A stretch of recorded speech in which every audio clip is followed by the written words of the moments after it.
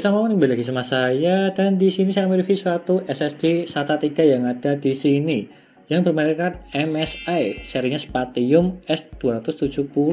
Apakah ini rekomend atau tidak jika kalian memakai ini untuk SSD-nya? Yang dimana harga SSD saat ini pada turun-turunnya, seperti contoh yang ada di sini, saya tuh memilih yang 240 GB dengan harga sekitar 350.000 sampai 400.000 lah untuk kalangan 240 GB.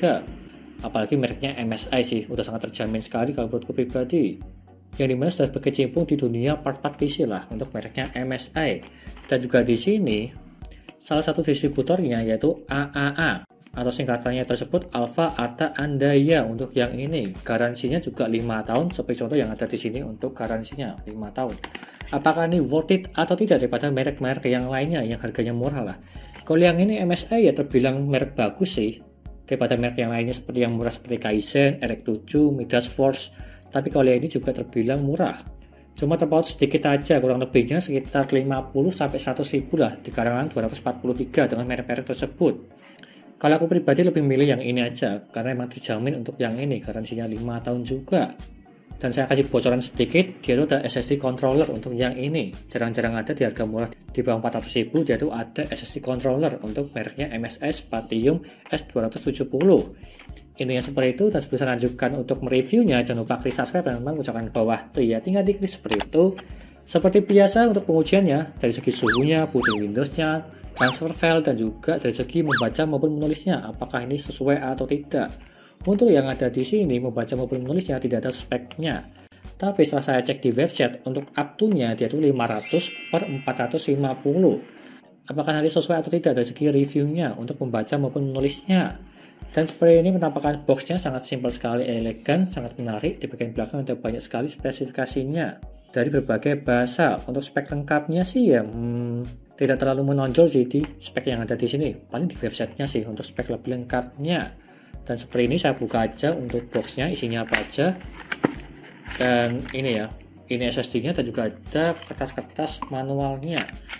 Ini kertas manual seperti contoh ini Euro Union Regulation Notice, dan juga di sini ada MSI Spatium SSD. Ya, cuma seperti ini aja untuk penjelasannya, bagaimana cara pemasangannya dan juga yang lainnya. Untuk membaca maupun menulisnya tidak ada di sini untuk keterangannya. Kurang lebihnya seperti itu untuk kertas-kertas yang ada di sini. Jarang-jarang ada sih untuk yang merek-merek yang lainnya. Dia tidak pernah dikasih kertas seperti contoh yang ada di sini. Tetapi kalau yang ini MSI merek besar pasti ada lah untuk tambah-tambahan aja. Dan juga di sini dari segi SSD-nya dia itu ada stiker sangat full di bagian sini. Sangat full sekali lah. Dan juga di sini plastiknya berbeda seperti yang pada umumnya SSD lainnya. Dia itu lebih bagus sedikit lah untuk yang ini. Lebih mengkilap dan juga lebih licin. Dan di bagian belakang sini dia itu ada serial number dan juga size-nya. Ya seperti biasa lah untuk stiker keterangannya aja. Dan seperti ini penampakannya bagus sih. Yang dimana dia itu full stiker semua dari ujung ke ujung. Ya seperti ini aja untuk penjelasannya.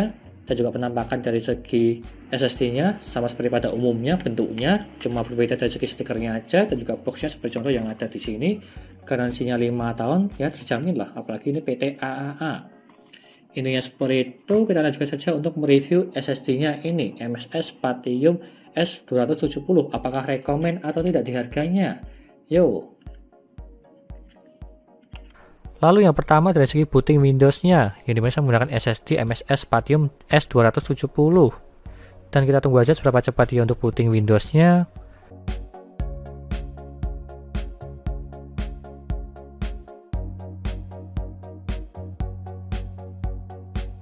Dan dia mendapatkan 14 detik terbilang cepat kalau yang ini. Karena standarnya SSD SATA 3 di 25 detik. Kalau yang ini di bawahnya terbilang cepat. Tapi terkadang di berbeda PC berbeda kecepatan. Meskipun sama-sama menggunakan SSD MSI Spatium S270. Lanjut ke HD Sentinel untuk mengecek kesehatan dan juga performanya. Untuk yang ini dia itu 100% semua.